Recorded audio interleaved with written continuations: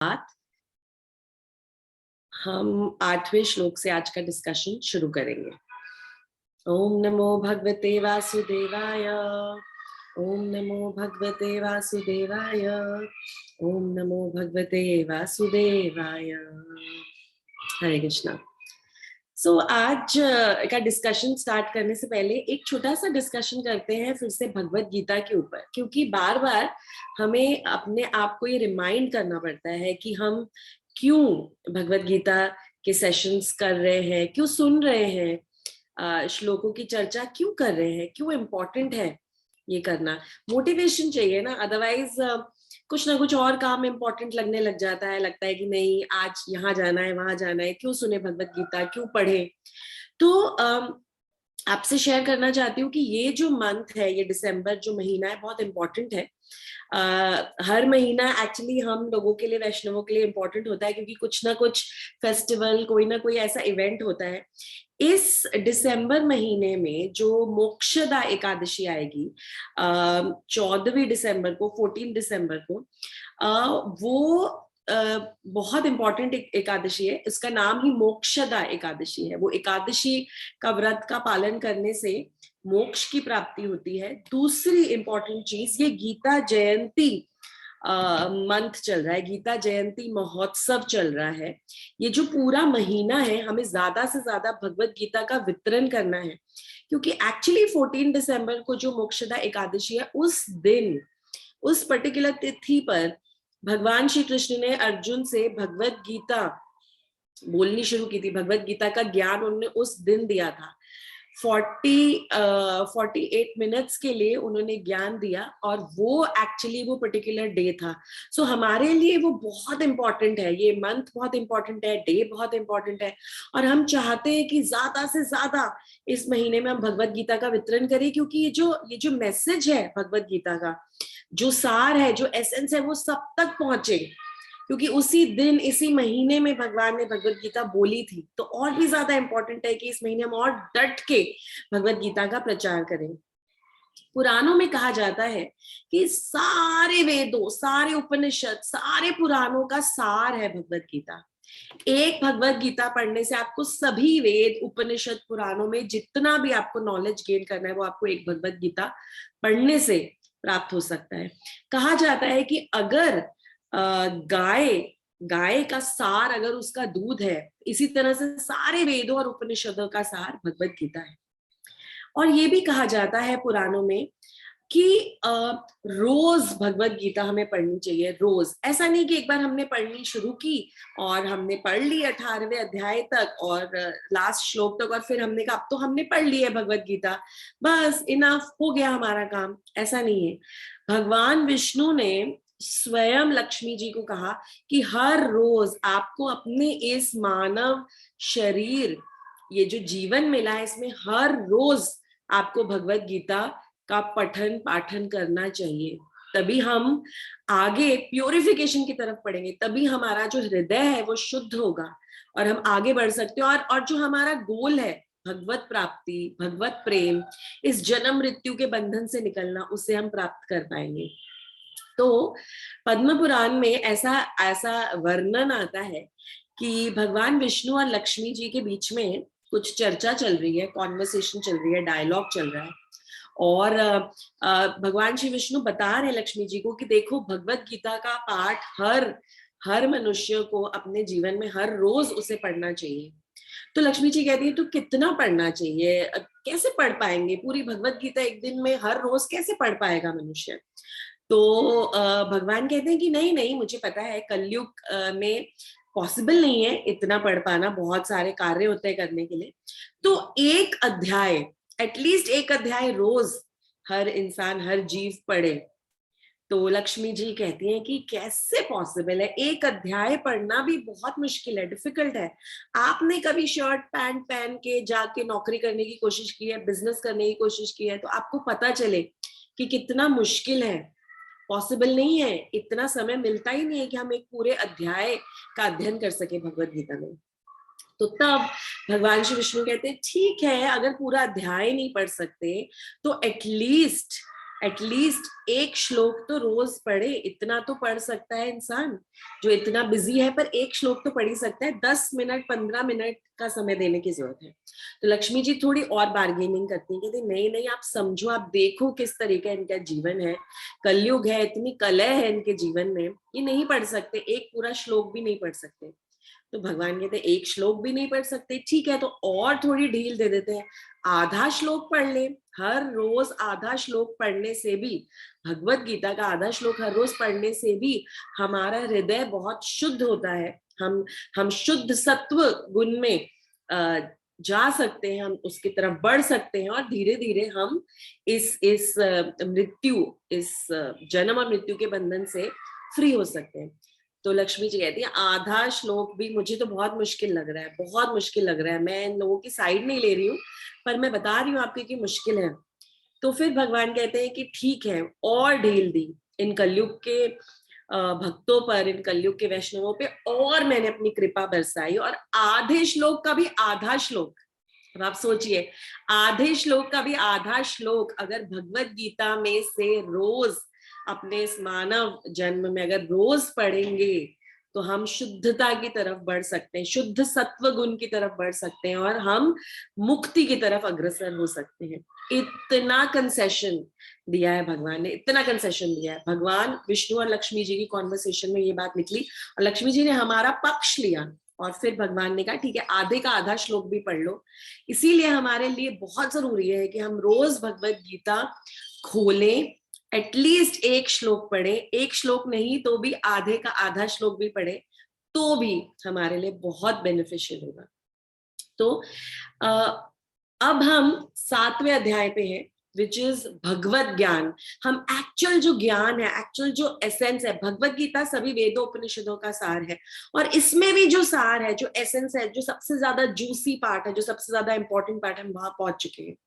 और भगवत ज्ञान, knowledge of the absolute, हमने पिछले 2 सेशंस में ये समझा कि किस तरह से हम कृष्ण कॉन्शियसनेस में, कृष्ण भावनामृत में, किस तरह से हम भगवत गीता पढ़ने में इंटरेस्टेड होते हैं।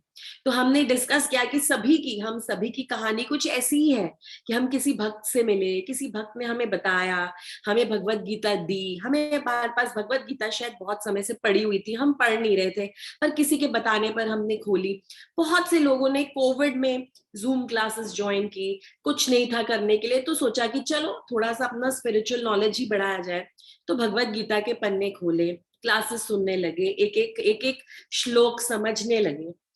तो जब हम ऐसा करने लगे तो हम भक्तों के संग में ये सब करने लगे। किसी भक्त ने हमें बताया, दूसरे भक्तों के संग में आया, फिर हमने श्रवण करना शुरू किया, फिर हमने पढ़ना शुरू किया, फिर हमने डिस्कस करना शुरू किया, क्वेश्चन आंसर्स पूछे। ऐसे धीरे धीरे हमारी जो कोमल श्रद्धा थी, कोमल एकदम एकदम सॉफ्ट श्रद्धा थी, वो धीरे धीरे धीरे दृढ़ होने लगी। हम आगे बढ़ने लगे, पढ़ने लगे, दृढ़ होने लगी हमारी श्रद्धा।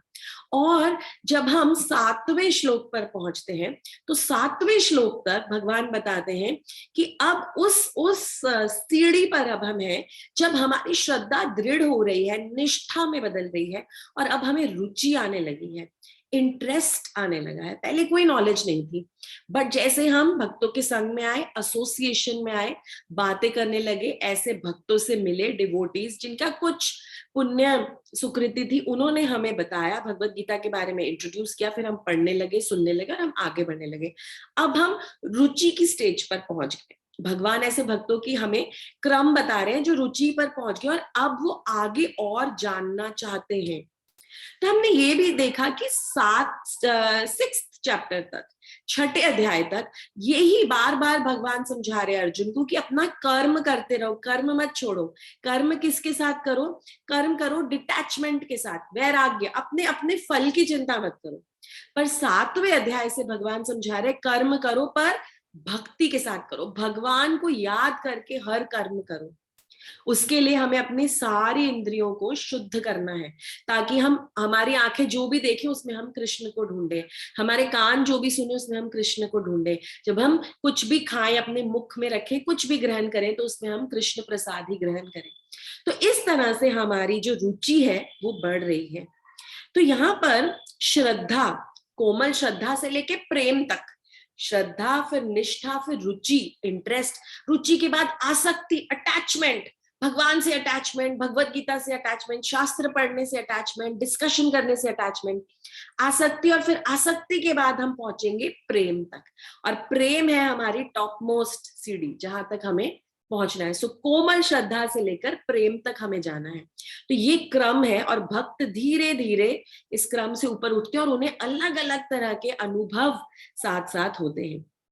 तो अब रुचि तो आ गई है हमें भगवान में, तो हमें उनके बारे में थोड़ा बहुत कुछ जानना चाहते हैं, हमें सवाल आने लगे, क्वेश्चंस आने लगे, पर हम डिटेल में अब और जानना चाहते हैं। हम इतना तो समझ गए कि भगवान श्री कृष्ण है, श्री कृष्ण और देवी देवताओं में फर्क है, श्री कृष्ण वृंदावन में रहते थे, वहां बहुत सी लीलाएं करते थे, इतना कुछ कुछ कुछ कुछ हमें समझ में आने लगा है। पर और डिटेल्स, अब हम और डिटेल्स जानना चाहते हैं, और जानना चाहते हैं।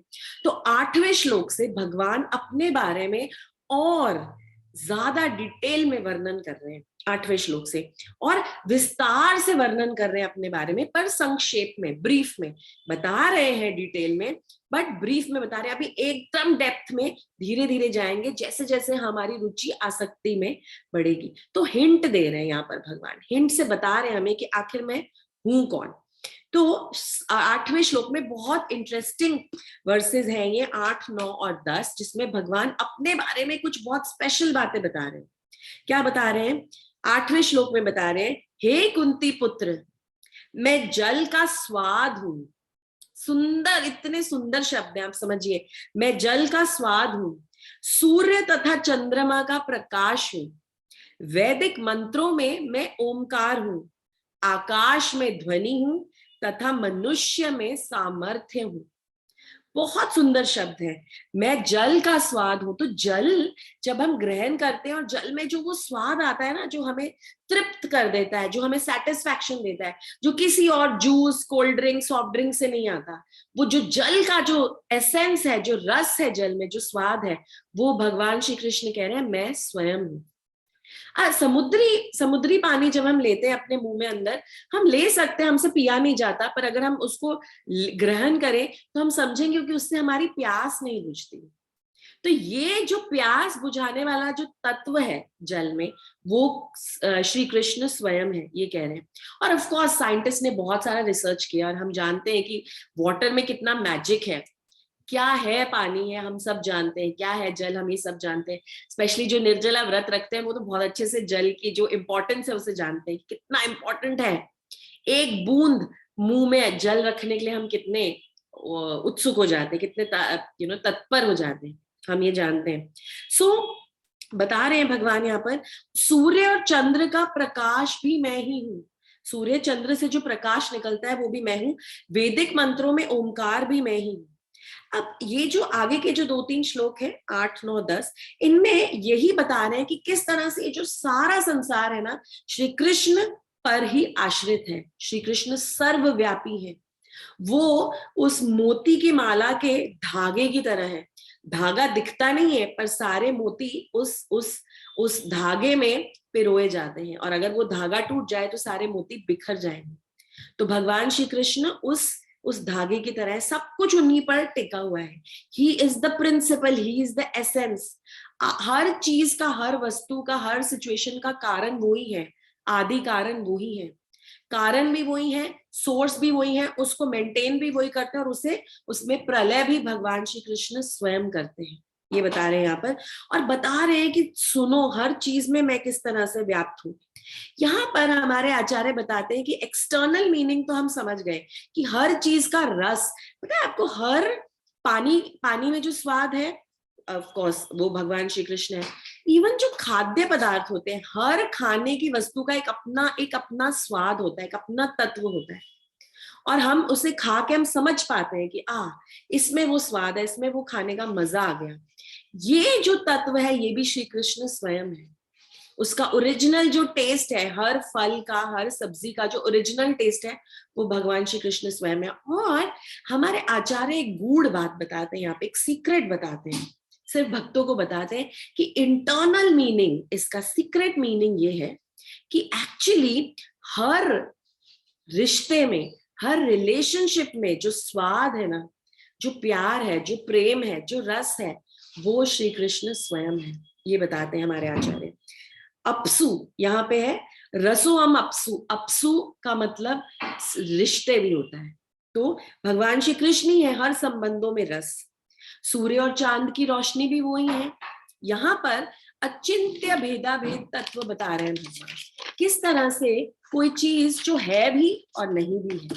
यहाँ भगवान समझा रहे हैं कि किस तरह से सूर्य और चांद की जो रोशनी है वो भगवान की ब्रह्म ज्योति से ही आती है। भगवान का जो शरीर है वो इतना तेजमय है, इतना ज्योतिर्मय है कि उनके शरीर में से जो जो एफल्जेंस निकलती है, जो ज्योति निकलती है, जो प्रकाश निकलता है, उस प्रकाश से ही सूर्य प्रकाश लेता है और उस सूर्य के प्रकाश से ही चंद्र अपने प्रकाश को लेता है। तो इस प्रकाश का जो आदि कारण है वो भी भगवान श्री कृष्ण ही है। सूर्य के अंदर सूर्य नारायण देवता है जो भगवान श्री कृष्ण के ही अवतार हैं, उन्हीं का एक्सपेंशन है। और ये सूर्य नारायण देवता सूर्य में रहते हैं और उनके शरीर की जो ओजस्वी, जो एकदम जो ओजस्वी तेज है उनके शरीर का, वो है सूर्य का तेज। सूर्य की जो किरणें हैं वो वहां से आती हैं और सूर्य की किरणों से जो चांद है वो वहां से अपने अपने इस इफल्जेंस को लेता है। और कितना इंपॉर्टेंट है सूरज, कितना कितना जरूरी है हमारे सभी कार्यों के लिए। 2 दिन सूरज नहीं निकलता तो हम कैसे तड़प जाते हैं सूरज को देखने के लिए। चंद्रमा की वजह से जितना भी हर सब्जी, हर फल में जो रस है, ये जो अलग अलग 6 प्रकार के रस है ना, मीठा, तीखा, थोड़ा सा खट्टा, ये सारे रस चंद्रमा की वजह से आते हैं। तो भगवान ये बता रहे हैं ये सभी चीजों का जो कारण हूँ, जो सोर्स है, वो मैं ही हूँ। ये भगवान यहाँ समझा रहे हैं। फिर ये भी बता रहे हैं कि उसी तरह से जिस तरह से संसार और भगवान संसार में रहते हैं, संसार भगवान से ही उत्पन्न होता है। तो इसी तरह से अचिंत्य भेदा भेद, भगवान संसार में और संसार भगवान पर टिका हुआ है। दोनों एक ही हैं, अलग अलग दिखते हैं पर है एक ही। इसी तरह से राधा और कृष्ण है एक ही। राधा रानी कौन है? कृष्ण की ही शक्ति है वो, तो दोनों एक ही हैं। फिर बताते हैं कि हर वेदों में जो मंत्रों में जो ओमकार है वो मैं हूं। किस तरह से? हर वेद की शुरुआत और अंत ओम से होती है। शुरू भी हर वेद ओम से होता है और अंत भी हर वेद ओम से होता है। ये जो ओम है, ओमकार है, ये भगवान श्री कृष्ण कहते हैं मैं स्वयं हूं। अ उ म, जो अ है वो ऋग्वेद है, सभी वेदों का सार। जो उ है वो सामवेद है, जो म है वो यजुर्वेद है, और जो चौथा वेद है अथर्ववेद, वो एक्चुअली बचा हुआ, चारों वेदों का जो बचा हुआ पोर्शन है वो है।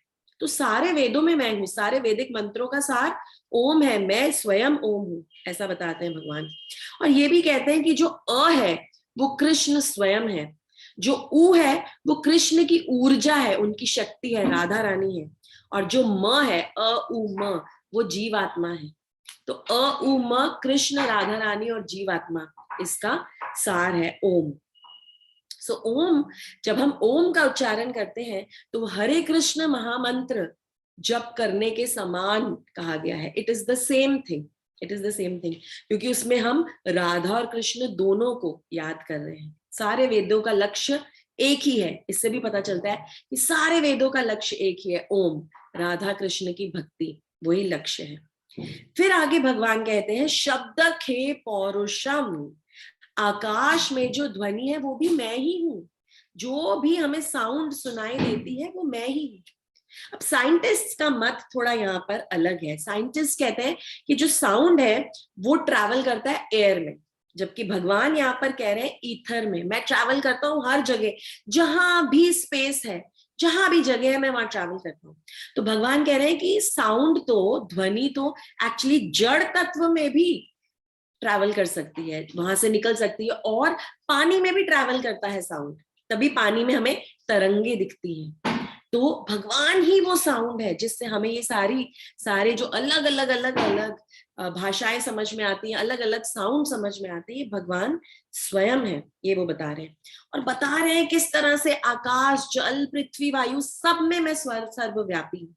हर जगह भगवान है। तो यहाँ पर इसीलिए ये समझने के बाद ही भक्त हर जगह भगवान श्री कृष्ण को देख पाते हैं, और इसीलिए कृष्ण भावना भावित होना इतना आसान हो जाता है। क्योंकि जब जब आप जल पिए, जब जब आप जल ग्रहण करें, आप तब भगवान श्री कृष्ण को याद कर सकते हैं, क्योंकि उसमें जो रस है, वो रस जो आप एक्सपीरियंस कर रहे हैं, वो भगवान श्री कृष्ण स्वयं है। जब भी आप कोई खाद्य पदार्थ खाएं और बहुत अच्छा स्वाद आए, तो आप भगवान श्री कृष्ण को याद करें, क्योंकि ये जो स्वाद जिस वजह से आ रहा है वो श्री कृष्ण स्वयं है। जब भी हम कोई ध्वनि सुने तो हम भगवान श्री कृष्ण को याद करें, क्योंकि उन्हीं की कृपा से हम इस ध्वनि को सुन पा रहे हैं। ये सारी एनर्जीज उनकी हैं। आकाश, जल, पृथ्वी, वायु सब भगवान की ही परा और अपरा शक्तियों में से एक है। मन, बुद्धि, अहंकार भगवान की ही शक्ति है। तो जब हम अपने मन में कुछ भी सोचें, हमें याद करना है कृष्ण को। जब हम अपनी बुद्धि लगाएं और हम सोचें हमने वाह कितना आज इंटेलिजेंट डिसीजन लिया, कितना इंटेलिजेंट हूं मैं, मेरा ब्रेन कितना अच्छा काम करता है, तो हमें याद करना है कि कौन हमें ये गाइडेंस दे रहा है, ये श्री कृष्ण स्वयं हमें दे रहे हैं।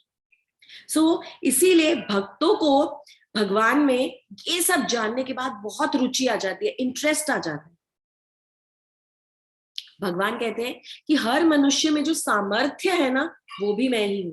तो ये बहुत गलत है ऐसा सोचना कि हम बहुत इंटेलिजेंट है, हम बहुत केपेबल है, हम बहुत टैलेंटेड है, वाह कितना अच्छा कार्य किया आज हमने, कितने हार्ड वर्किंग है, कितनी अच्छी प्रमोशन मिली, कितना अच्छा हमने आज लक्ष्मी कमाई, कितना पैसा कमा रहे हैं, कितना अच्छा कार्य करें। जब भी इस तरह से कोई भी अचीवमेंट होती है, हमें सबसे पहले श्री कृष्ण को याद करना है, क्योंकि हम में सामर्थ्य, हम में जो इंटेलिजेंस है, हम में जो टैलेंट है, हम में जो कैपेबिलिटी है, वो सभी भगवान की ही देन है। सब कुछ भगवान से ही आ रहा है, सारा सामर्थ्य भगवान से आ रहा है। आप चाहे सचिन तेंदुलकर को ले ले, अमिताभ बच्चन को ले ले, चार्ली चैपलिन को ले ले। एक बार शिला प्रभुपाद जो इस्कॉन के संस्थापक आचार्य हैं, वो प्लेन में ट्रैवल कर रहे थे, और वहां पे मूवीज जैसे प्लेन में दिखाई जाती है, तो चार्ली चैपलिन की मूवी दिखाई जा रही थी, और शिला प्रभुपाद वो देख रहे थे और बहुत हंस रहे थे, बहुत हंस रहे थे, बहुत मजा आ रहा था उनको वो मूवी देखने में। तो उनके साथ जो दूसरे भक्त थे, उन्होंने कहा प्रभुपाद आप चार्ली चैपलिन की मूवी देख रहे हैं और आपको बड़ा मजा आ रहा है। तो प्रभुपाद ने कहा मैं ये देखकर इतना खुश हो रहा हूं, मैं ये देखकर इतना हंस रहा हूं कि किस तरह से भगवान ने ये सारे हास्य के जो एलिमेंट्स है वो बनाए हैं, कितना भगवान ने इंटरेस्टिंग बनाया सब कुछ, कि हम इस दुनिया में हंस सके, हम इस दुनिया में उत्साहित रह सके। तो हर चीज में, आप कोई मूवी देख रहे हैं, कोई सीरियल देख रहे हैं, किसी की एक्टिंग आपको पसंद आ रही है, कोई व्यक्ति आपको बहुत सुंदर लग रहा है, अट्रैक्टिव लग रहा है, उसकी वाणी आपको पसंद आ रही है, तो आपको समझना है कि उसमें ये जो सामर्थ्य है, ये श्री कृष्ण की वजह से है, उन्हीं की देन है। इनफैक्ट यहाँ तक कि जो हम भक्ति करते हैं, भक्ति में जो हमें इंटरेस्ट आता है, ये जो रुचि की हम बात कर रहे हैं, ये कहाँ से आती है? ये भी भगवान की ही कृपा है। भगवान चाहे तो उस रुचि को हमसे दूर ले जाए, हमें हमें हमें हमें इंटरेस्ट आना बंद हो जाएगा भक्ति में, पर ये भगवान की कृपा है, ये भगवान की ही देन है। जो भी कार्य इस दुनिया में हो रहा है, वो भगवान की कृपा है, भगवान की ही देन है। ऐसा भगवान यहाँ पे समझा रहे हैं कि देख लो, हर चीज में जो भी चीज इंपॉर्टेंट है, जो भी रस है, जो भी तत्व है, जो मेन तत्व है, वो मैं ही हूं, ये भगवान बता रहे हैं। अगले श्लोक में भगवान बता रहे हैं 9th वर्स में कि मैं ही पृथ्वी की आद्य सुगंध हूं और अग्नि की ऊष्मा हूं। पृथ्वी में से वो जो जो मीठी मीठी जो सुगंध आती है, मैं ही हूं। अग्नि में जो आग है, जो गर्मी है, जो लाइट है, वो मैं ही हूं। समस्त जीवों का जीवन तथा तपस्वियों का तप भी मैं ही हूं। हर चीज में जो सबसे इंपॉर्टेंट एलिमेंट है, वो भगवान स्वयं है, ये बता रहे हैं। समस्त जीवों का बीज मैं हूं, कह रहे हैं 10वें श्लोक में, हे पृथा पुत्र ये जान लो कि समस्त जीवों का आदि बीज मैं ही हूं। सभी जीव मुझसे आए हैं, तो किसी से कोई द्वेष मत रखो, किसी से गुस्सा मत करो, क्योंकि उस जीव में भी मैं ही प्रेजेंट हूं एज परमात्मा, और मैंने ही उस जीव को जन्म दिया है।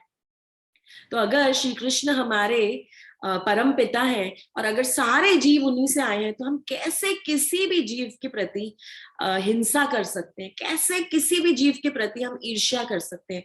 कैसे किसी भी और जीव के प्रति हम गुस्सा कर सकते हैं? कैसे कर सकते हैं? क्योंकि सभी हमारे परम पिता कृष्ण से आए हैं। कहते हैं बुद्धिमानों की बुद्धि तथा समस्त तेजस्वी पुरुषों का तेज भी मैं ही हूं। बताइए, हर इंपॉर्टेंट चीज जो तत्व है वो भगवान कह रहे हैं वो मैं ही हूं। यहां तक कहते हैं कि बलवानों की कामना और इच्छा रहित बल भी मैं हूं। मैं ऐसा बल हूं जो दूसरों को दुख ना पहुंचाए, उस तरह का बल हूं मैं। ऐसा बल हूं जिससे हम अपनी कामनाओं को पूरी ना करें, वैसा बल हूं जिससे हम सभी की मदद करें। ये बता रहे हैं श्री कृष्ण, और कह रहे हैं वो काम हूं मैं, वो लस्ट हूं, वो डिजायर हूं मैं जो धर्म के विरुद्ध ना जाए। तो कृष्ण समझा रहे हैं कि जब भक्तों को भगवान में रुचि आ जाती है ना, तो वो भगवान को सिर्फ वृंदावन में नहीं देखते। वृंदावन जाएंगे, वहीं पे हमारी भक्ति आएगी, वहां जाके सारी स्थलियों का देखेंगे, उनका दर्शन करेंगे, तभी हम भगवान को याद करेंगे। नहीं, क्योंकि भगवत गीता पढ़ने से भगवान में रुचि ऐसी आ जाती है कि हम समझ जाते हैं कि भगवान तो हर जगह है। तो हम संसार में हर जगह भगवान को ढूंढने लग जाते हैं, प्रकृति में, जड़ तत्वों में, हर इंसान में, हर जीव में हम भगवान को ढूंढने लग जाते हैं। हर चीज में, हर हर हर इंसिडेंट में, हर एक्शन में हम भगवान का हाथ ढूंढने लगते हैं। हमें समझ आ जाता है कि भगवान की ही कारस्तानी है, भगवान ही कर रहे हैं। तो कोई भी बहुत बलवान हो, बुद्धिमान हो, हम समझ लेते हैं भगवान की ही कृपा है, उन्हीं का हाथ है इसके पीछे। पर जिसको भी रुचि नहीं होगी ना भगवान में, वो यहां आकर छोड़ देगा। तो हम देखते हैं भगवत गीता क्लास में भी कुछ लोग छोड़ने लग जाते हैं क्लास, क्योंकि वो उस लेवल तक पहुंचे ही नहीं जहां उन्हें रुचि आ जाए भगवान। जिनको जो रुचि की स्टेज तक नहीं पहुंचेंगे, वो धीरे धीरे निकलने लग जाएंगे और वो छोड़ देंगे, कोशिश भी नहीं करेंगे और ज्यादा समझने की, और ज्यादा पता करने की, रिसर्च करने की और सुनने की।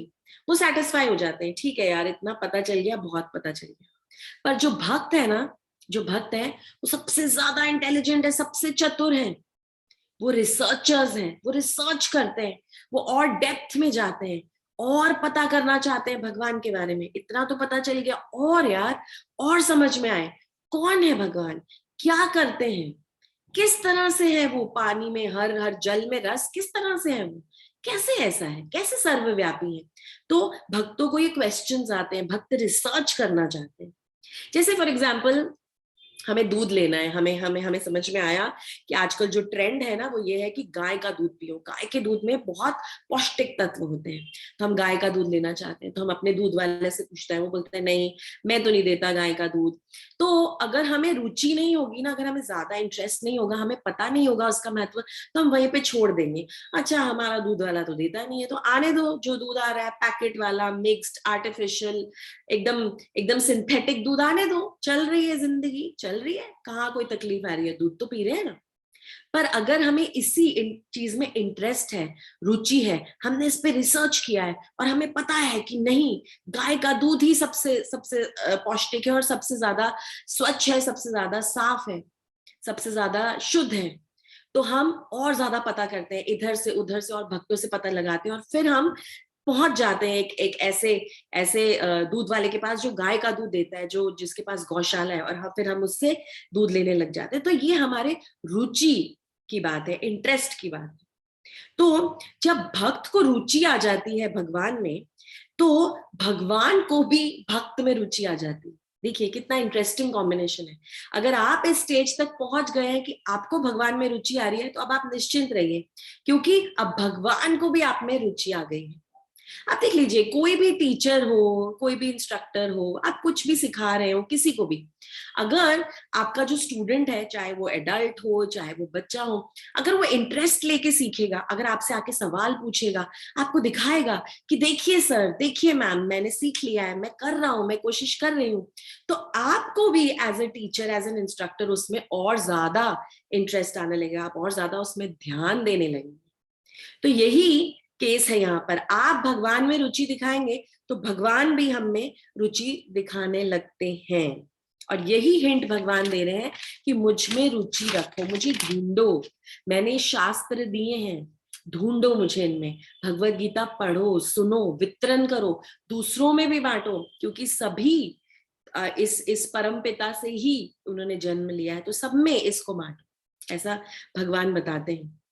सो यहाँ पर हम देख रहे हैं 8वें 9वें 10वें श्लोक में भगवान अपना जो एसेंस है वो बता रहे हैं। एक्चुअली ये जो श्लोक है ना बहुत डीप है, बहुत डीप है, इनमें बहुत से वैदिक रहस्य हैं।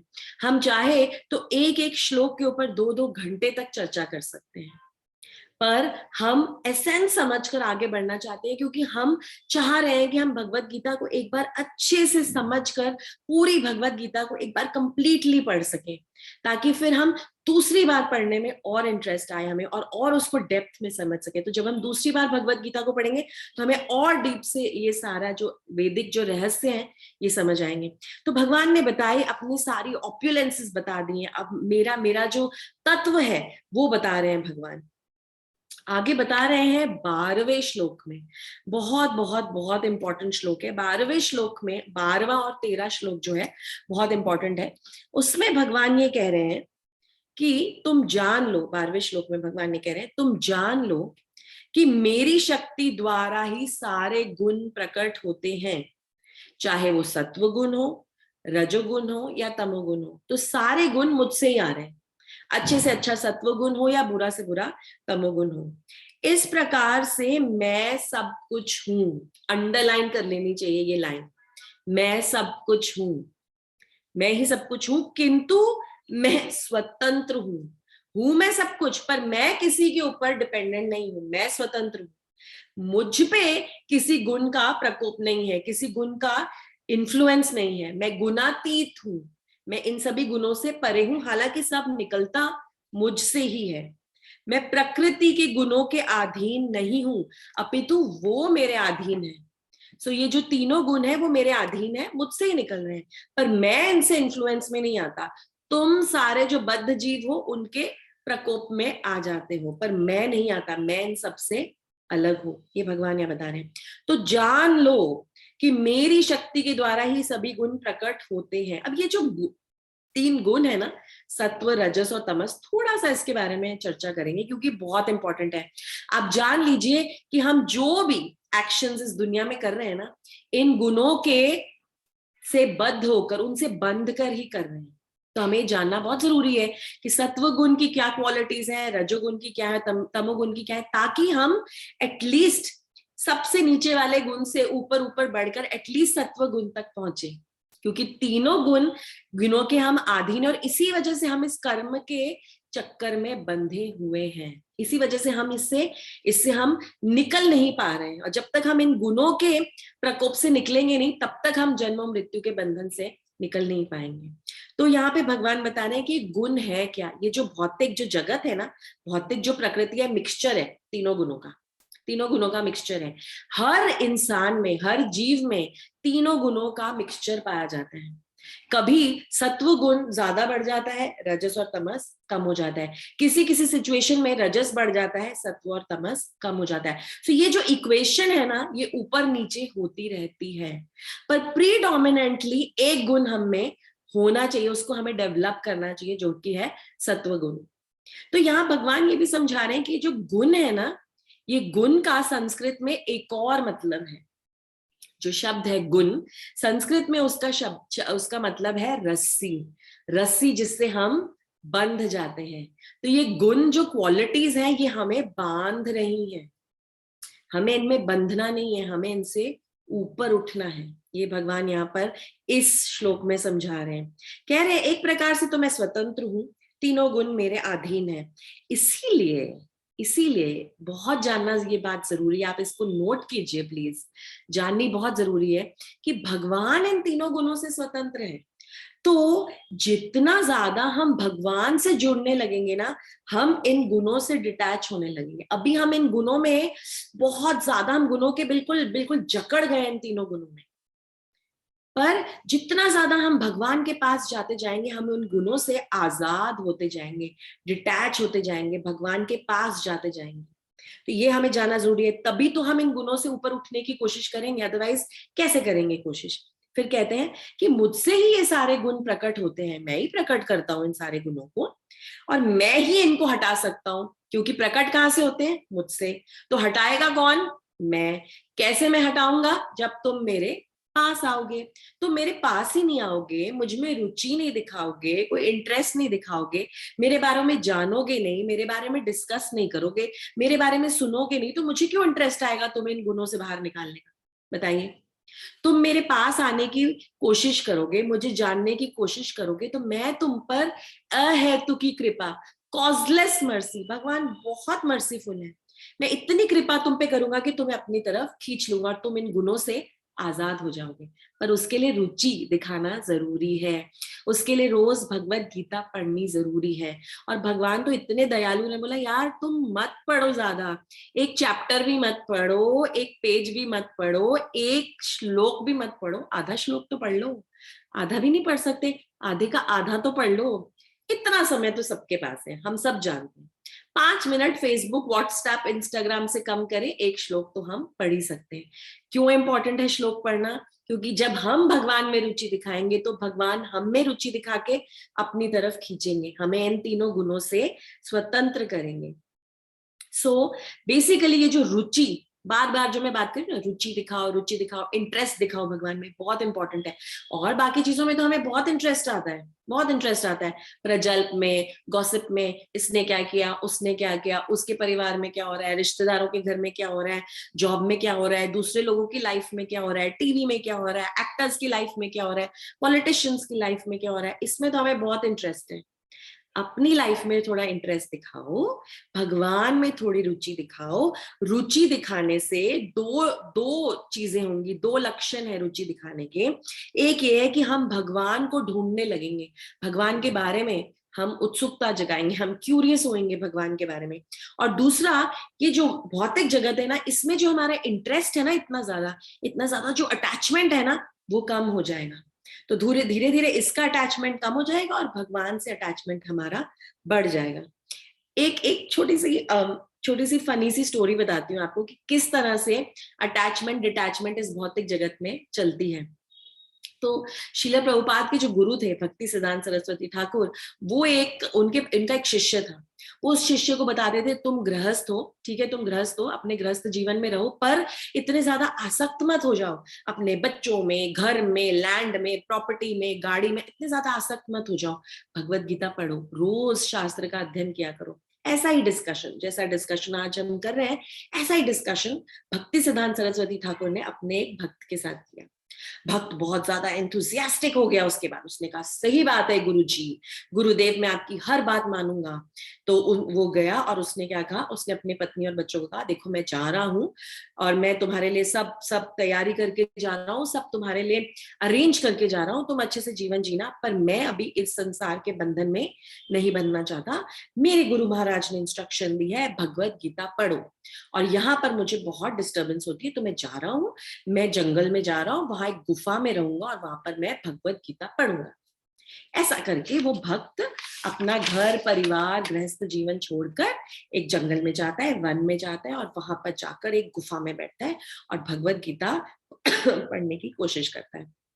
भगवत गीता पढ़ रहा होता है, भगवत गीता रात को पढ़कर ऐसे अपनी किताब जो रखकर, भगवत गीता ग्रंथ रखकर सो जाता है। सुबह जब उठता है तो देखता है चूहे ने उसकी भगवत गीता कुतर दी है थोड़ी सी। बड़ा परेशान हो जाता है, चूहा कहाँ से आ गया, मैं भगवत गीता यहाँ पढ़ने आया हूँ और ये चूहा यहाँ आके डिस्टर्ब कर रहा है। तो सोचता है, बहुत सोचता है, क्या करूं इस चूहे से, अपनी इस भगवत गीता को कैसे बचाऊं। तो क्या करता है, चूहे को मारने के लिए, चूहे को पकड़ने के लिए एक बिल्ली को ले आता है। जब बिल्ली को ले आता है, अब बिल्ली को भूख लगती है, अब बिल्ली को चूहा तो मिल नहीं रहा है, अब बिल्ली क्या खाएगी, तो बिल्ली को दूध पिलाने के लिए वो दूध लाने लगता है। अब जब जाता है, गुफा में से निकलता है, जाता है, ढूंढता है कोई ना कोई दुकान, गौशाला, गाय ढूंढता है, वहां से दूध लेकर आता है। बोलता है फिर टाइम वेस्ट हो रहा है, इससे अच्छा तो मैं अपने घर पे ही रहता, यहाँ पर भी मुझे ये सब कार्य करने पड़ते हैं, जाओ ढूंढो, इस चूहे का ध्यान रखो, बिल्ली का ध्यान रखो, ये सब क्या चल रहा है। तो फिर सोचता है क्या करूं, मुझे मेरा टाइम मुझे वेस्ट नहीं करना है, मुझे तो भगवत गीता पढ़नी है। तो बोलता है कि चलो पर दूध तो जरूरी है, मुझे भी दूध पीना है, बिल्ली को भी दूध पीना है, एक काम करता हूँ गाय ले आता हूँ, गाय दूध देती रहेगी, वो दूध मैं इस बिल्ली को भी पिला दूंगा और मैं भी पी लूंगा। गाय भी ले आता है। तो चूहा, बिल्ली, गाय, सबको ले आता है अपनी गुफा में, ठहरा देता है। अब गाय का ध्यान रखना पड़ता है क्योंकि गाय को भूख लगती है, गाय को सही समय पर भोजन नहीं मिलेगा, उसकी घास नहीं मिलेगी तो वो दूध कैसे देगी। तो गाय का ध्यान रखने के लिए शादी करके बीवी को ले आता है। अब हो गया पूरा, छोड़ के आया था अपना घर छोड़ के आया था गुफा में रहने के लिए, और धीरे धीरे गुफा ही एक बड़ा सा महल बन जाती है। कुछ समय बाद उसके गुरुजी आते हैं वहां पर देखने कि भाई कितनी भगवत गीता पढ़ी तुमने, कैसा चल रहा है तुम्हारा अध्ययन। आके देखता है कि यहाँ तो दूसरा महल खड़ा है, यहाँ पे तो पशु पक्षी बीवी बच्चे सब यहाँ पे तो चल रहा है, अच्छा खासा घर संसार चल रहा है। तो यहाँ पे कृष्ण यही समझा रहे हैं कि मुझ में रुचि लाने के लिए ये एक वार्निंग, स्टैट्यूटरी वार्निंग दे रहे हैं। मुझ में रुचि लाने के लिए जरूरी नहीं है कि तुम इस घर को छोड़ दो, अपने परिवार को छोड़ दो। तुम्हें छोड़ना है ये संसार। इस संसार में जो तुम्हारा इंटरेस्ट है ना, जो रुचि तुम्हारी रुचि जो तुम्हारी भौतिक संसार में है ना, उस रुचि को वहां से निकालकर मुझ पे शिफ्ट करो, बस इतना करना है। रहो अपने घर में, रहो अपने परिवार में, पर बाकी सब चीजों में जो इतना इंटरेस्ट है ना तुम्हें, दूसरा क्या कर रहा है क्या कर रहा है, कंपटीशन, ये लेना है वो लेना है, उसमें से रुचि को निकालकर मुझ में अपनी रुचि को लगाओ, तो तुम्हारा उद्धार हो जाएगा और अपने आप भौतिक जगत में तुम्हारा इंटरेस्ट नीचे चला जाएगा। तो ये जो फल्गु वैराग्य है ना, दिखाने वाला वैराग्य, भाई हम तो ये नहीं खाते वो नहीं खाते, हमने तो सब छोड़ दिया है, हम तो भगवान की भक्ति करते हैं और फिर हम छुप छुप के घर में खाते हैं, बड़ा मन कर रहा है बड़ा मन कर रहा है, कब से पानी पूरी नहीं खाई, खा लेते हैं, बहुत मन कर रहा है। ये फल्गु वैराग्य में नहीं आना। सिर्फ और सिर्फ एक वन पॉइंटेड फोकस रखो, भगवान में अपनी रुचि बढ़ाओ, श्रवणम कीर्तनम, सुनना, अध्ययन, पढ़ना भगवत गीता, उससे अपनी रुचि बढ़ाओ। ऑटोमेटिकली भौतिक जगत में तुम्हारी रुचि कम हो जाएगी। भगवान इस चीज की गारंटी ले रहे हैं और कह रहे हैं जो मुझ में रुचि नहीं लेते ना, वो इन गुणों में फंस जाते हैं, बिल्कुल फंस जाते हैं। तमोगुनी लोग जो बिल्कुल है ना, नीट एंड क्लीन नहीं रहते, गंदगी में रहना पसंद है उन्हें, बहुत हर जगह अशुद्धता, अपवित्रता, उन्हें सारी ऐसी चीजें पसंद है जो शास्त्रों में एकदम वर्जित है। जुआ खेलना, नशा करना, ऐसी सब चीजें करते हैं जिससे शरीर में कॉन्शियसनेस बिल्कुल डाउन चली जाती है। ऐसे तमोगुनी लोग, रजोगुनी लोग जो बहुत पैशनेट है, बहुत राजसी, बहुत भौतिक चीजों में उन्हें बहुत आसक्ति है, मटेरियल डिजायर्स बहुत ज्यादा है, हर चीज चाहिए, हर वस्तु चाहिए, जो मार्केट में आई, जो एड में दिखी, जो टीवी पे दिखी, जो बिलबोर्ड पे दिखी, वो चीज चाहिए उन्हें। ये तमोगुनी लोग, उनको हर चीज, रजोगुनी लोग, उन्हें हर चीज में रजस पसंद है, कपड़ों में, खाने में उनको सारी मिर्ची वाले खाद्य पदार्थ पसंद है, जिसमें बहुत मिर्ची हो, जो बहुत चटपटे हो, ऐसी ऐसी चीजें खानी पसंद है उनको। जगह भी ऐसी पसंद है जो बिल्कुल रजोगुनी हो, पार्टीज जहां बहुत सारा शोर शराबा हो, बहुत सारी लाइट्स हो, म्यूजिक हो, जगह भी ऐसी पसंद है।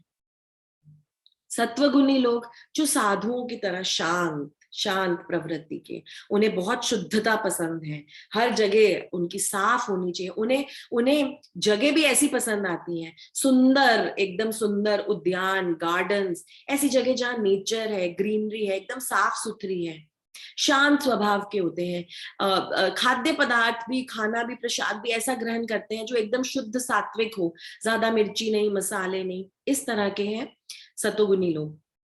सतोगुनी लोग, भगवान श्री कृष्ण यहाँ बता रहे हैं पर्पट में, सतोगुनी जो लोग हैं ना, उन्हें अध्ययन, पठन पाठन का बहुत शौक होता है, पढ़ना चाहते हैं, जानना चाहते हैं, ज्ञान लेना चाहते हैं।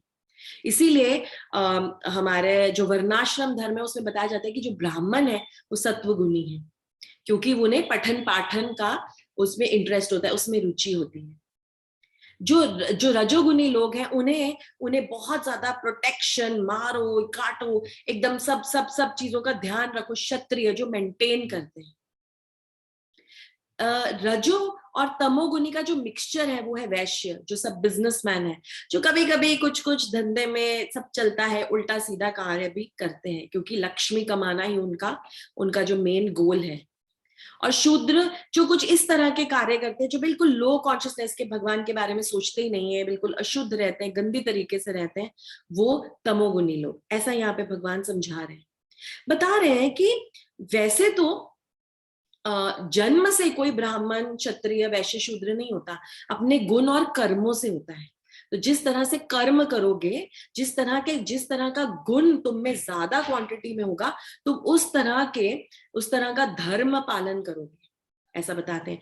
तो तुम कॉन्शियसली अपने गुणों को कल्टिवेट करके तुम आगे बढ़ सकते हो, ब्राह्मण की पद्धति तक, ब्राह्मण की पोजीशन तक तुम बढ़ सकते हो, ऐसा बता रहे हैं। पर ये भी बता रहे हैं भगवान की, पर ध्यान रखना हर चीज में, भक्ति की राह में हर हर पॉइंट पे, हर स्टेप पे तुम्हें बहुत ध्यान देने की जरूरत है। क्योंकि जब तुम्हें इंटरेस्ट है ना हर चीज में, तो अकेले मत रहना, ये रिस्क मत लेना कि अब तो मुझे सब समझ में आ गया, मुझे तो भगवान में इंटरेस्ट है, मुझे और किसी की जरूरत नहीं है। तुम्हें भक्तों के संग की जरूरत हमेशा रहेगी, भगवान ऐसा बोलते हैं। और धीरे धीरे जैसे जब तुम आसक्ति की स्टेज पे पहुंचोगे ना, जब अटैचमेंट हो जाएगा भगवान से, तब आप अपने आप को इंडिपेंडेंटली भक्ति के राह पर चल सकते हो। पर आसक्त होना बहुत जरूरी है, क्योंकि जब आप आसक्त हो जाएंगे तो भगवान आपको छोड़ेंगे नहीं। धीरे धीरे ये 3 गुण आपको छोड़ देंगे, आपकी इच्छाएं आपको छोड़ देंगे, और तब उसके बाद आसक्ति, अटैचमेंट के बाद ऊपर कृष्ण प्रेम की तरफ बढ़ना बहुत आसान हो जाएगा आपके लिए। तो कृष्ण यहाँ पे समराइज कर रहे हैं कि देखो, सब कुछ मेरे कंट्रोल में है, सोचना ही मत कि कुछ मेरे कंट्रोल के बाहर है। हर चीज का कारण, सोर्स, रिजल्ट, मेंटेनर, बेनिफैक्टर, सब कुछ मैं ही हूं। तो मुझ पर रुचि रखो, मुझ में ध्यान लगाओ, बाकी की चीजों में ध्यान लगाकर अपना टाइम वेस्ट मत करो, मुझ में रुचि लगाओ, अपने आप मेरी तरफ बढ़ने लगोगे। बहुत इंपॉर्टेंट है। अब एक सवाल यहाँ पे ये आता है कि अगर भगवान सर्वव्यापी है, हर जगह है, हर चीज में है, वो ही हर चीज का सार है, सब चीजों का सोर्स वही है, कारण वो है, तो हम उन्हें देख क्यों नहीं पाते? हम इतने अंधे क्यों हो जाते हैं, हम उन्हें नहीं देख पाते? हमें इंटरेस्ट ही नहीं आता भगवान की बातें सुनने में, हमें इंटरेस्ट ही नहीं आता भगवान के दर्शन करने में, क्यों क्यों ऐसा है? भगवान तो हर जगह है, हर चीज उन्हीं की एनर्जी है, पृथ्वी, जल, वायु, आकाश, हर चीज उनकी एनर्जी है। जल में स्वाद भी वही है, खाने पदार्थ में स्वाद भी वही है, जो भी स्वाद हमें आ रहा है वो वही है, जो भी हम देख रहे हैं उसमें कृष्ण है, तो फिर हमें वो दिखते क्यों नहीं है? सवाल बहुत अच्छा है, और सवाल का जवाब भगवान दे रहे हैं 13वें श्लोक में। भगवान बता रहे हैं कि तीनों गुणों के द्वारा मोहग्रस्त ये सारा संसार मुझे नहीं देख सकता, क्योंकि तुम इन गुणों से मोहग्रस्त हो, इनमें तुम फंसे हुए हो, इनके मोह में, इसके चंगुल में तुम फंसे हुए हो, इसीलिए तुम मुझे नहीं देख पा रहे। तुम मेरी सिर्फ जो एक्सटर्नल एनर्जी है, जो मेरी अपरा प्रकृति है, जो मेरी दूसरी एनर्जीज है, तुम उसी को देख पा रहे हो।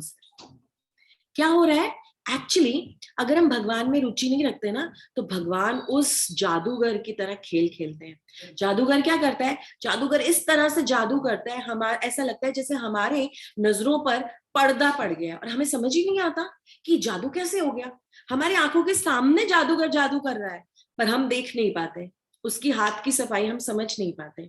हमें ऐसा लगता है हमारी आंखों के सामने पर्दा पड़ गया, हम देख ही नहीं पाते। इसी तरह से अगर हम भगवान में रुचि नहीं रखते, तो तीनों गुणों की जो आवरण, जो शक्ति है, जो माया का जो पर्दा है ना, वो हमारे ऊपर पड़ जाता है।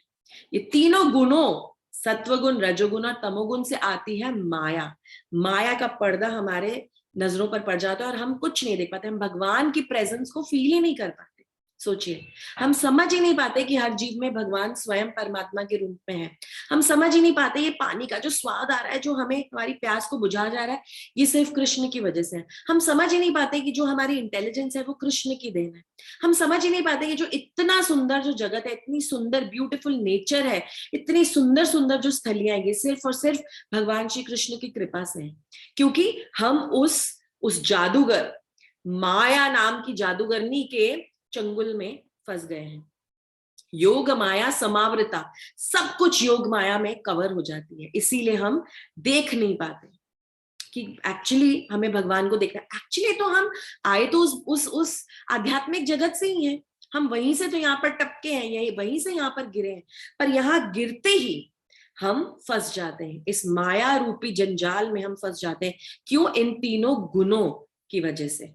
बहुत सी इच्छाएं होती हैं हमें, वो इच्छाओं से हमें आसक्ति हो जाती है, फिर वो इच्छाएं जब पूरी नहीं होती तो हमें गुस्सा आता है, फ्रस्ट्रेशन होती है, जब हमें गुस्सा आता है तो हम गलत कार्य करते हैं अपनी इच्छाओं को पूरा करने के लिए, हम दूसरों से ईर्ष्या करते हैं, दूसरों को धोखा देते हैं, ऐसे कई कार्य करते हैं जो हमें नहीं करने चाहिए, जिससे हम सत्व गुण, जब हम ऊपर आध्यात्मिक जगत से आते हैं तो हम शुद्ध सत्व गुण में होते हैं, शुद्ध सत्व गुण से हम सत्व गुण में गिरते हैं, सत्व गुण से और इच्छाएं होती हैं हम रजस में गिरते हैं, रजस में और इच्छाएं होती हैं, हमारी इच्छाएं पूरी नहीं होती, हमें गुस्सा आता है, एंगर, फ्रस्ट्रेशन, डिप्रेशन, और फिर हम तमोगुण में चले जाते हैं, फिर हम गलत कार्य करने लगते हैं, लोगों को धोखा देना, जुआ खेलना, अलग अलग तरीकों से पैसा कमाने की कोशिश करना, अलग अलग गंदी गंदी अपनी डिजायर्स को पूरी करने की कोशिश करना, जो बिल्कुल लो कॉन्शियसनेस की डिजायर्स हैं, तो हम धीरे धीरे धीरे धीरे गिरते जाते हैं और इन गुणों में फंस जाते हैं। हमें ये नहीं करना है, क्योंकि हम आध्यात्मिक जगत से गिरे हैं, आध्यात्मिक जगत में ही हमें वापस जाना है, और भगवान हमें ले जाएंगे, पर हम रुचि तो दिखाएं उनकी तरफ, इतना ही भगवान मांग रहे हैं, मुझ में रुचि दिखाओ। इनफैक्ट एक्चुअली सत्व गुण में तो देवता भी होते हैं, आप जानते हैं जो जितने भी देवी देवता हैं वो सत्व गुण में है, क्योंकि वो भगवान के बहुत बहुत सुंदर, बहुत बड़े भक्त थे, उन्होंने बहुत भक्ति की, तो उनको एक एलिवेटेड पोजीशन मिली देवताओं की। क्या करते हैं देवी देवता? एडमिनिस्ट्रेशन संभालते हैं, भगवान श्री कृष्ण की एडमिनिस्ट्रेशन संभालते हैं, अलग अलग अलग जितनी उनकी एनर्जीज है उनका ध्यान रखते हैं, जैसे प्राइम मिनिस्टर के नीचे मिनिस्टर्स होते हैं, ऐसे श्री कृष्ण के नीचे देवी देवता होते हैं।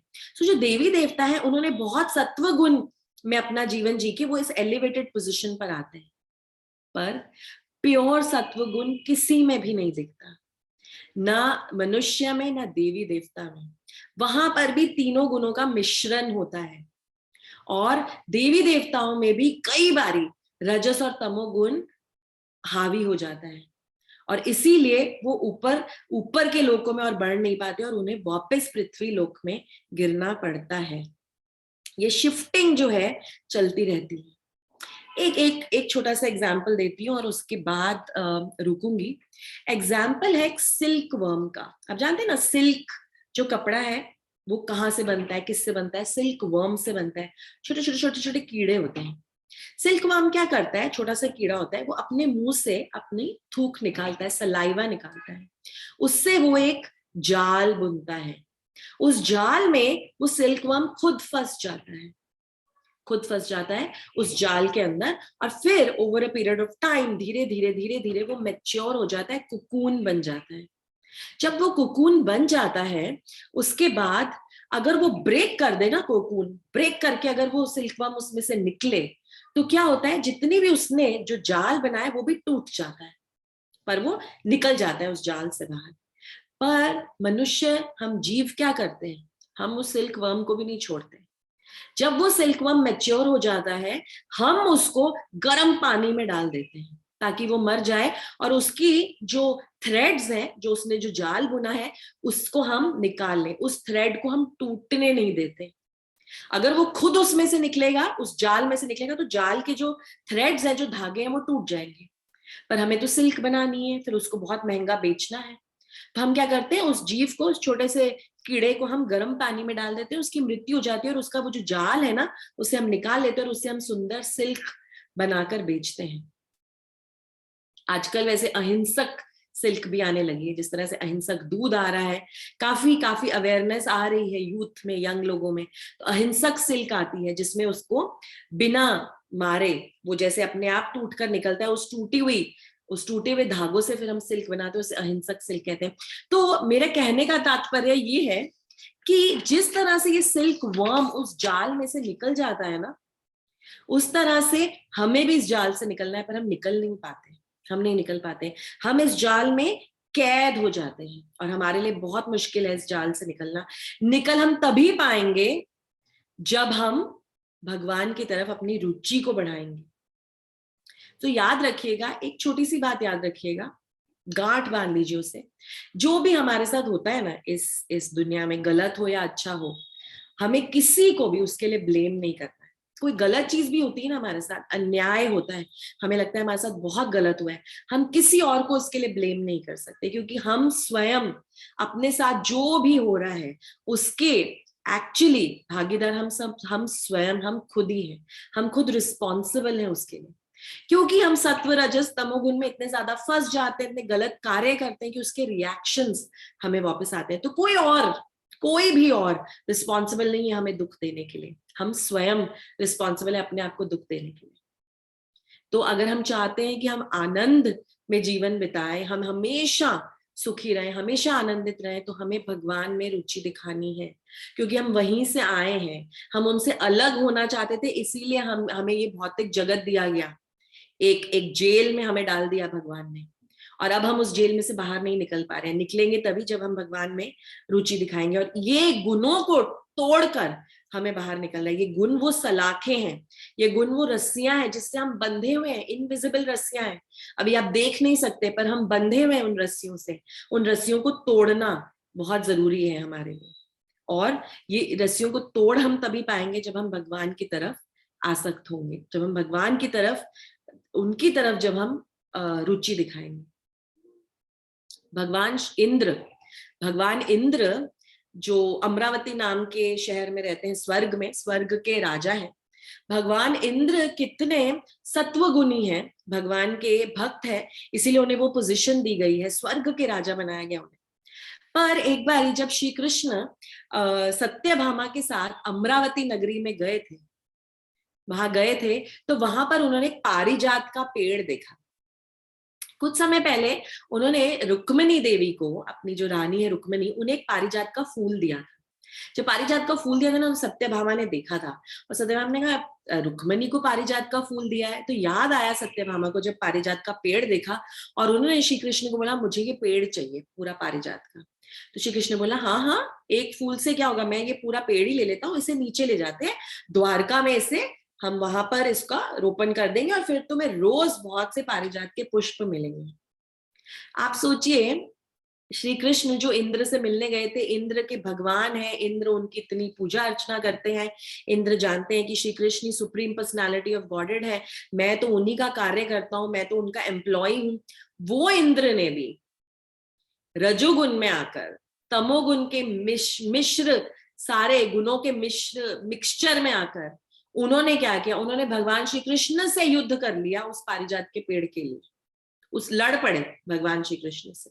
क्यों? क्योंकि इन गुणों में, इन तीनों गुणों की जो रस्सियां हैं, इनमें वो बंधे हुए थे। जब इन गुणों की रस्सियों में हम बंधते हैं ना, तो हमें कुछ समझ में ही नहीं आता है, माया का पर्दा हमारे ऊपर पड़ जाता है, हमें समझ ही नहीं आता क्या सही है क्या गलत है। तो भगवान यही बता रहे हैं कि निकलो, इन गुणों से बाहर निकलो इन सब से, मेरी तरफ रुचि लाओ, मेरी तरफ बढ़ो, मैं तुम्हें अपने पास खींच लूंगा।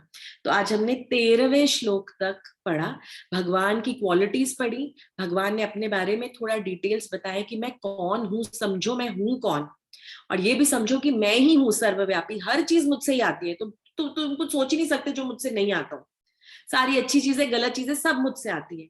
तो तुम अब समझो, प्रायोरिटाइज करो लाइफ में तुम्हें क्या चाहिए। तुम ये भौतिक आसक्तियों में फंस के यहीं पर फंसे रहना चाहते हो, इन गुणों की रस्सियों में, या इनको तोड़कर मेरे पास आना चाहते हो, ये भगवान ने यहाँ बताया है। अब आगे हम इन कैसे तोड़ें, इन रस्सियों को कैसे तोड़े, कैसे बाहर निकले, आगे 14वें श्लोक से भगवान समझाएंगे, जो हम अगले सत्र में सुनेंगे। ओके, सो अब कोई भी सवाल हो तो आप पूछ सकते हैं। क्वेश्चन है यहाँ पर कि जो अलग अलग गुण है उन पे थोड़ा एलैबोरेट किया जाए। जो अलग अलग गुण है, तमोगुण, जैसे मैंने कहा हर चीज गुण में होती है, चाहे वो खाद्य पदार्थ हो, वो भी अलग अलग, उनमें भी अलग अलग गुण पाए जाते हैं।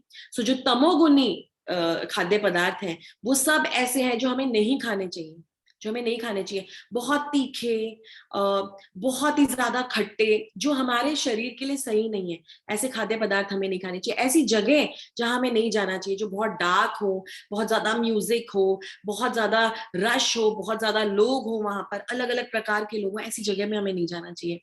ऐसे लोगों से हमें संबंध नहीं रखना चाहिए जो ऐसी ही बातें करे, बस जो नास्तिक बातें करे, ऐसे लो कॉन्शियसनेस की बातें करे, किसी भी अच्छी चीज पर विश्वास ना करे, गंदगी में रहना चाहे, शुद्धता नहीं हो जिनमें, और जो जो जो रजोगुनी लोग हैं, passionate passionate, always very strong, हर चीज चाहिए हमें, भौतिक आसक्तियों में उनकी बहुत ज्यादा तीव्र इच्छा होती है इनको कि हर चीज मुझे मिल जाए, हर मटेरियल डिजायर मुझे मिल जाए, इसके पास क्यों है, मेरे पास क्यों नहीं।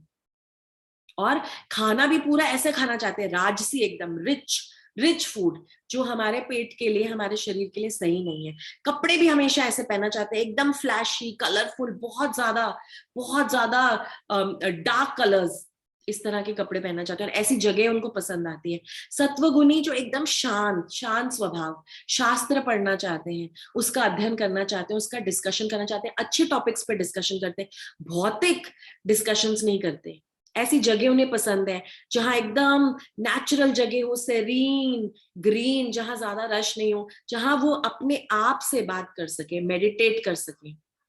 इस तरह से अलग अलग गुण है। तो हमें समझना है कि हम किस गुण में ज्यादा है, कौन सी चीजें हमें ज्यादा पसंद है। क्या हम रजो गुण में ज्यादा व्याप्त है, कि क्या हम तमो गुण में ज्यादा है, कि क्या हम सत्व गुण के पास जा रहे हैं। हम इस तरह से अपनी एक्टिविटीज को बढ़ाएं कि और ज्यादा हम सत्व गुण की तरफ बढ़े।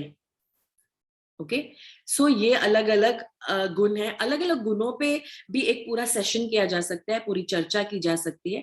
पर जैसे जैसे आप भगवत गीता पढ़ेंगे आप समझ पाएंगे कि आगे भगवान तीनों गुणों के बारे में बहुत अच्छे से समझाने वाले हैं, डिस्कशन डीप हमें बताने वाले हैं। ओके, हरे कृष्णा। और किसी का कुछ प्रश्न है? मैं अनम्यूट करती हूँ। हाँ, आप अपने आप को अब अनम्यूट करके प्रश्न पूछ सकते हैं। हरे कृष्णा माता जी। हरे कृष्णा। कैसे हो? बस मैं अच्छी हूँ, आप बताओ। मैं ठीक माता जी। मेरा क्वेश्चन था कि जी। जैसा आपने बताया कि हम लोग आध्यात्मिक जगत से आए हैं, लेकिन भगवान ने ऐसा बोला है ना 15.6 में कि जो लोग वहां पे एक बार पहुंच गए फिर बाद में वो कभी भी वापस नहीं आते इस मटेरियल वर्ल्ड में, तो फिर हम वहां से यहाँ पे क्यों वापस आए? बहुत अच्छा और बहुत डीप क्वेश्चन है कि जब हम वहां चले जाते हैं तो फिर तो हम वहां से वापस नहीं आते, तो फिर हम कैसे आ गए वापस। ये एक बहुत डीप क्वेश्चन है, और ये मैं पूछ चुकी हूँ गुरु महाराज से, और इसके ऊपर बहुत ज्यादा रिसर्च किया है मैंने इस क्वेश्चन पे, क्योंकि ये क्वेश्चन मुझे भी बहुत ट्रबल करता था। जब हम चले जाते हैं भगवान के पास फिर वापस कैसे आ गए, तो बड़ी रिस्की सिचुएशन है। इसका मतलब चले जाएंगे तो फिर गिर जाएंगे, वहां से तो हमें नहीं गिरना चाहिए। तो इसके इसके जो आंसर्स हैं वो अलग अलग लेवल्स के हैं, अलग अलग लेयर्स के हैं। मैं समझाने की कोशिश करूंगी आपको। ऐसा कहा गया है कि गिरने के लिए, तो ऊपर से गिरने के लिए ऐसी गोपियां भी अपने स्तर से गिर सकते हैं। गोपियां जो सबसे टॉप भक्त है भगवान श्री कृष्ण की, सबसे टॉप, अगर उनमें भी ईर्ष्या आ जाए ना, उनमें भी ये जेलसी आ जाए कि भगवान क्यों दूसरों पे ध्यान दे रहे हैं, मुझ पे ध्यान नहीं दे रहे हैं, मेरी तरफ क्यों नहीं देख रहे, अगर उनमें भी दूसरे जीवों के लिए ईर्ष्या, थोड़ा सा भी ऐसा ख्याल आ जाए ना, तो गोपियों का भी पतन हो सकता है, ऐसा बताया श्रील प्रभुपाद ने। पर हैविंग सेड दैट, गोपियां ऐसा कोई कार्य करती नहीं है जिससे उनका पतन हो सके, पर भगवान ने उनको भी ये फ्री विल दी हुई है, ये इंडिपेंडेंस दी हुई है, जिससे वहां भगवान के पास पहुंचने के बाद भी अगर हम थोड़ा सा भी ऐसा सोचें कि भगवान ने मुझे ये क्यों नहीं दिया, भगवान मेरी तरफ ध्यान क्यों नहीं दे रहे, भगवान ये सेवा मुझे क्यों नहीं दे रहे, तो हम गिर सकते हैं, हम गिर सकते हैं। सेकेंड लेयर जो इस सवाल के जवाब का है, वो ये है जो गुरु महाराज ने स्वयं बताया था। उन्होंने कहा कि अब हम गिर गए हैं, ठीक है, तो अब इस बारे में मत सोचो कि क्या होगा, हम ऊपर थे अब ऊपर से क्यों गिर गए। एक्चुअली हमें इसके बारे में सोचने से ज्यादा अपनी इंटेलिजेंस इस चीज में लगानी चाहिए कि अब हम ऊपर वापस कैसे जाएं। अगर हम इसी सोच में अपने दिमाग को लगाते रहेंगे, हम कैसे गिर गए, हम गए तो थे ऊपर, फिर हम कैसे गिर गए, तो आप सोच रहे हो, आप देख रहे हो, हम अपना टाइम, अपनी एनर्जी, अपनी इंटेलिजेंस गलत डायरेक्शन में लगा के हम अपने टाइम को वेस्ट कर रहे हैं, अपनी एनर्जी को वेस्ट कर रहे हैं। यही टाइम, एनर्जी, इंटेलिजेंस को इसमें लगाओ, इस कोशिश में लगाओ कि हमें कभी वापस ऊपर जब जाएं तो वापस नीचे ना आना पड़े, और ऐसा कोशिश करें कि हम यहाँ से चले जाएं। ये ना सोचे कि हम जाने के बाद फिर वापस आ जाएंगे, ऐसा मत सोचो। तो गुरु महाराज ने एग्जाम्पल दिया था कि जब आप गिर ही गए हो अब यहाँ पर, तो अब ये मत सोचो कौन किसने मुझे धक्का दिया ऊपर से, कौन था ये, ढूंढ रहा हूं मैं, अभी ढूंढ रहा हूं, उसको मैं छोड़ूंगा नहीं जिसने मुझे ऊपर से धक्का दिया, ये मत सोचो। ये करने से कुछ होगा नहीं। तुम वापस जाने की कोशिश करो। अब उसके ऊपर इतना चिंतन मत करो कि अब मैं गया तो फिर मैं वापस आ जाऊं।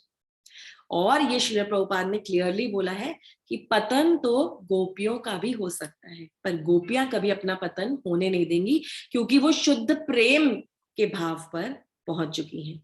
इसीलिए हमें बहुत केयरफुल रहना है, कभी भी अहंकारी नहीं होना है।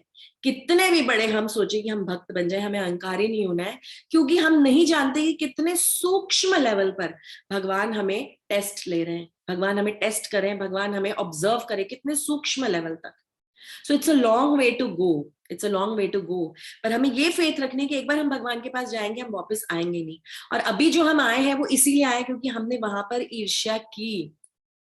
सब कुछ होने के बावजूद हमने ईर्ष्या की। जैसे इंद्र ने सत्व, शुद्ध सत्व गुण में होने के बाद, भगवान का टॉप मोस्ट डिवोटी होने के बाद, स्वर्ग का राजा होने के बाद भी, क्योंकि वो टोटली टोटली फ्री नहीं हुआ था सभी सत्व गुण के, उस सत्व गुण में रहकर भी उसका दिमाग फिर गया और उसने भगवान श्री कृष्ण से भी युद्ध कर लिया। इसीलिए हमें ध्यान रखना है कि हमें इस चीज पे ज्यादा फोकस नहीं करना है कि किसने हमें धक्का दिया, क्यों हम नीचे गिरे, कैसे हम नीचे आए। हमें अपना पूरा फोकस इस पे लगाना है। शास्त्र पढ़े, अध्ययन करें, बहुत समय कम है हमारे जीवन में, पर हमारा फोकस यही है कि हम वापस जाएं। That is our focus. तो फिर माता जी ये भगवान ने जो गीता में बोला है, तो फिर वो गलत नहीं हो जाएगा उनका प्रॉमिस? गलत नहीं है। भगवान ने बहुत सारी चीजें बोली है, पर भगवान ने उसके साथ हमें फ्री विल भी दी है। समझे आप? भगवान ने फ्री विल भी दी है, और भगवान ये कहते हैं कि मैं तुमको सारी फ्रीडम दे रहा हूँ, सारी फ्रीडम दे रहा हूँ, अब तुम करो जो करना है, तुम्हें अपनी बुद्धि लगा के करना है। अब जैसे भगवान की 3 एनर्जीज हैं, राइट, हम ये भी जानते हैं, सारी एनर्जीज भगवान की है, भगवान से दूर तो कुछ है नहीं। तो भगवान की जो इंटरनल एनर्जी है, राधा रानी, कृष्ण प्रेम, वो भगवान की इंटरनल एनर्जी है। भगवान की जो एक्सटर्नल एनर्जी है, वो ये सारी अपरा शक्ति है, जो भगवान की जो शक्तियां जो हमें भौतिक जगत में दिखाई देती है। और हम जो ह्यूमन बीइंग है वो तटस्थ शक्ति है, हम बीच में है। जैसे गार्डन में एक बीच में फेंस होता है, हम फेंस पर बैठे हैं। अब भगवान ने हमें ये फ्रीडम दिया है, कहाँ जाना है वहां जाओ, मेरी पराशक्ति के पास आना है, मेरे पास आना है, आओ। तो मेरे पास आओगे, मैं तुम्हें कभी जाने नहीं दूंगा, पर तुम्हें भौतिक शक्ति के पास जाना है, वहां जाओ, तुम्हारी मर्जी। तो भगवान ने हमें ये फ्री विल दी है, और ये फ्री विल की वजह से ही सारी प्रॉब्लम्स होती हैं, क्योंकि इस फ्री विल की वजह से हमें डिजायर होती है, इंडिपेंडेंस चाहिए, हमें अपनी मर्जी से सारे कार्य करने हैं। तो भगवान कह रहे हैं आओ मेरे पास, मैं तुम्हें कभी अपने से दूर जाने नहीं दूंगा, पर मैं तुम्हारा पिता हूं, मैं तुमसे बहुत प्रेम करता हूं, मैं तुम्हें वो फ्री विल हमेशा दूंगा। जैसे हम घर में अपने माता पिता के साथ रहते हैं, बहुत प्रेम करते हैं, वो हमसे बहुत प्रेम करते हैं, वो कभी ये नहीं कहते कि तुमको हम घर से निकाल देंगे, हम तुमसे बात नहीं करेंगे, तुम कुछ भी करो, हम पीछे हैं, तुम कोई भी गलत कार्य करके आओ, हम तुम्हें एक्सेप्ट कर लेंगे। पर वो फ्री विल उन्होंने हमें दी हुई है, तो ये अब हम पर है कि हम उस फ्री विल को इस्तेमाल कैसे करें। वो फ्री विल भगवान हमें हमेशा देते हैं, वो हमसे लेते नहीं है कि चलो अब तुम मेरे पास आ गए, अब तुम्हारी कोई इच्छा शक्ति नहीं रही, अब तुम मेरे दास बन गए। ये हमें कल्टिवेट करना है कि हम भगवान के दास हैं, भगवान हमें फोर्स नहीं करेंगे कभी। सो ये चीज हमें याद रखनी है। That is why we have to be very careful. That is why कहते हैं कि जो भक्ति है ना, वो एक तलवार की धार पे चलने के जैसे है, तलवार की धार पे चलने के समान है।